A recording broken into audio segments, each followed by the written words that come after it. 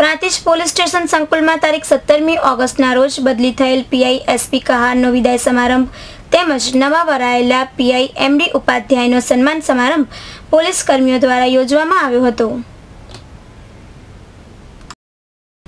Prantij police સ્ટેશનમાં છેલ્લા 5 માસ દરમિયાન પીઆઈ તરીકે ફરજ બજાવતા એસપી કહારની અચાનક બદલીનો હુકમ થતાં તેમના સ્થાને નવા વરાયેલા PI MD Upadhyay Prantij police સ્ટેશને હાજર થતાં પોલીસ કર્મીઓ દ્વારા શ્રી કહારનો વિદાય સમારંભ તેમજ શ્રી ઉપાધ્યાયનો સન્માન સમારંભ યોજવામાં આવ્યો હતો। માત્ર 5 માસના ગાળામાં પીઆઈ કહારે નગરજનો સાથે ગૌરવ કેળવ્યો હતો તેમજ પોલીસ અને પ્રજા મિત્ર છે તે સિદ્ધ કરવા કવાયત કરી હતી। તેમ છતાં અચાનક તેમની બદલી થતાં તેમના મિત્ર વર્તુળમાં સોપો પડી ગયો હતો।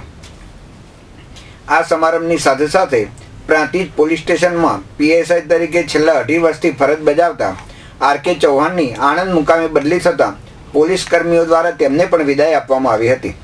નવા વરાયેલા પીઆઈ ઉપાધ્યાય તેમજ વિદાય લેનાર બંને અધિકારીઓનું પોલીસ કર્મીઓએ ફુલહાર, શ્રીફળ તેમજ મોમેન્ટો અર્પણ કરી હતી।